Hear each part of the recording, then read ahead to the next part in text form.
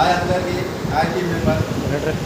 ఈరోజు నేను మంచిర్యాలలోని చంద్ర multi speciality హాస్పిటల్లో హెల్త్ అనే కంపెనీలో టైప్ అయిన హాస్పిటల్కి రావడం జరిగింది.